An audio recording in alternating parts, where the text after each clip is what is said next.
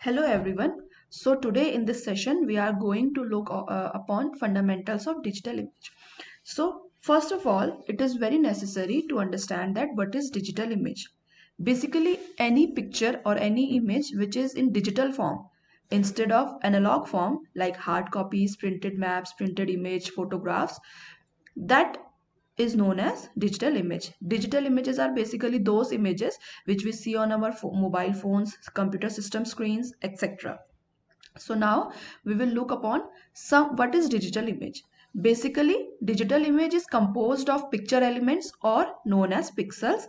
Each pixel contain DN values, and DN value is a finite discrete quantity of numeric representation which shows intensity or gray levels. So we can capture digital image with the help of any digital camera or any imaging machine like mobile phones. And every digital image is made up of pixels. Those pixels are arranged in the format of rows and columns to make a digital image. Basically, the pixel value is used to measure the quality of the image, that whether the image is of coarser quality or whether the image is of finer quality. So to store digital images in our computer, we use various formats like TIFF, GIF, JPEG, BMP, etc. Now we will look upon some of these features. This is an image which is showing pixels. Pixels are basically square-shaped features which contains DN values as we have discussed earlier. So in this image, you can see various square-shaped features which are representing different colors. These features are pixels. Now we will look upon some information for the formats in which we can store our digital images. First of all, the first format is JPEG. The full form of JPEG is Joint Photographic Expert Group. JPEG format is basically used to store small size information file. Like whenever we capture a photo from a digital image, we use JPEG format to store that file because the size of the file captured from the digital camera is smaller. Whenever we want to save some logos or some drawings, we don't use this format because whenever we want to zoom those logos or those drawings, then the zooming will decrease the quality of our drawing or the logo. So the next format is TIFF. The full form of TIFF is tagged image file format. The size of the file which we can save in TIFF format is basically somewhat larger than the JPEG format. In this file size or in this format, we can save our image in the uncompressed form. Whenever we are using any photo editing tools like Photoshop and other, then the images that we get from those photo editing tools can be saved into TIFF format. Whereas we cannot save them into JPEG format because of the small size format.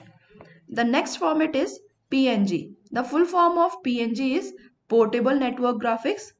Most of the images that we found in web are in the form of PNG format.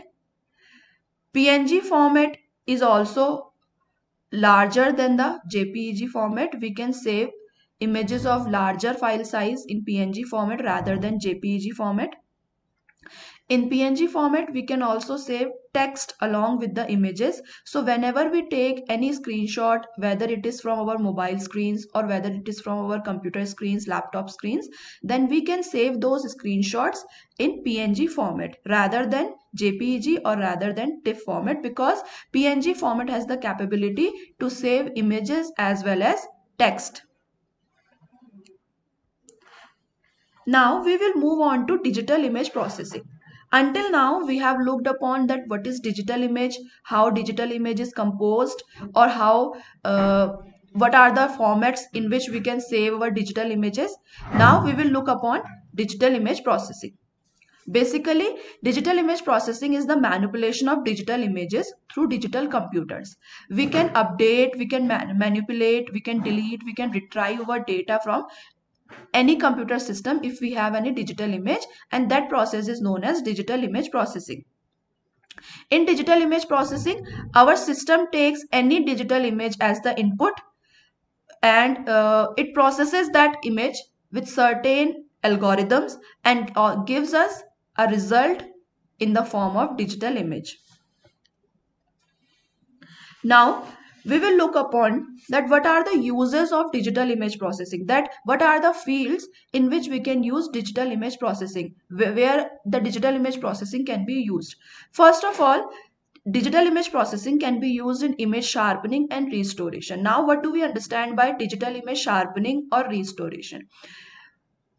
Mostly you have seen that whenever we capture a image or whenever we capture a picture from our mobile phones, then if we are not satisfied with our image, we try to enhance the contrast, enhance the brightness of the image, or we try to edit it. Then that type of processes are known as digital image processing. Basically it means that we are manipulating the data which already exists in the image by blurring, zooming, sharpening, converting, and cutting the edges. So these type of functions are known as image sharpening and restoration, and digital image processing plays a very important role in image sharpening. The next field in which digital image processing can be used is medical field. Nowadays, X-ray imaging, CT scans, UV imaging, PET scans are very normal things in the medical field. So all these processes use the process of digital image processing. Now, the next field in which digital image processing can be used is the field of remote sensing. As we know that in remote sensing, we basically use satellite images to gather the information about some inaccessible areas. Sometimes, some kind of information can be lacking in those satellite images. So, if we want to enhance that information, we use various methods, and those methods comes under the field of digital image processing. We always use contrast enhancement and some other techniques to get more and more information from the satellite images, and that is digital image processing. Next is machine robot vision. Nowadays artificial intelligence is becoming a very emerging field, so digital image processing is also incorporated in the artificial intelligence. Next, we will move on to learn about characteristics of digital image processing. Digital image processing basically uses computer softwares, and it is almost most of the time it is free of cost, as well as it provides us with clear images. Digital image processing can also enhance the images and helps us to recollect the data through images. It is basically widely used everywhere nowadays in many fields like medical field, like image restoration, remote sensing, etc. Digital image processing also reduces the complexity of uh, digital images with misinformation, and it also gives us better information about the images. Now we will look upon to some advantages and disadvantages of digital image processing. Basically, first of all, we will look into advantages of digital image processing. Digital image processing is used to reconstruct the image, like I have said earlier, that if in an image that we are using for gathering the information, some kind of information is missing, then we use digital image processing to manipulate or update the data. That is known as image reconstruction. It is also used for image reformatting. If we want to manipulate the data, then we use digital image processing. Through digital image processing, we can store our images very fastly and very quickly. It also helps us to distribute the high quality images very quickly, and it also helps us to view the image in a controlled manner. Now, we will move on to disadvantages of digital image processing.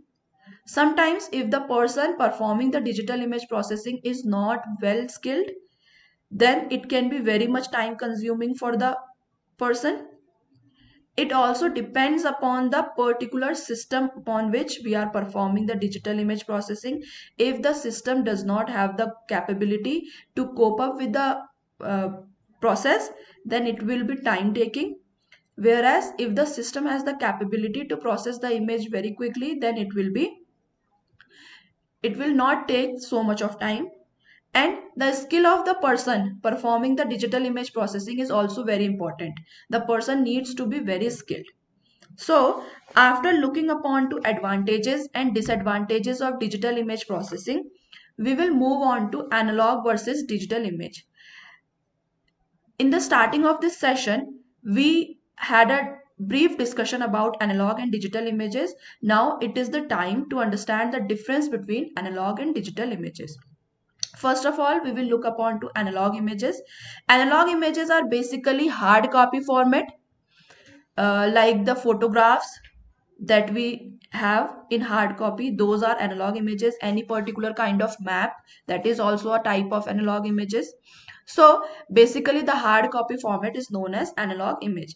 It is basically very tough to store the analog image or the hard copy for a very long time. It also requires so much of space and so much of maintenance. It is very tough to share and to transfer to someone else. Like if I want to give any analog image to other person, then it will be very tough for me to transfer the image. uh, and updation, deletion and manipulation in analog images is also not very simple. Whereas in contrary to this, digital images are soft copy formats, basically images or files that we can see in our computer systems and in our mobile phones. These soft copy formats are known as digital image. They are very easy to store. They do not occupy so much space. They are easy to share, maintain and transfer. Like if I want to share a file, share an image with my friends, then I can just mail them, or I can share the image through the internet. Then it is very easy. I don't have to worry about that how the image will be transferred and all. Updation, deletion and manipulation is soft in digital images is very simple, and it is formed of pixels. Now we will look at a figure which will clear it more, the difference between the analog and digital image. So here are two examples.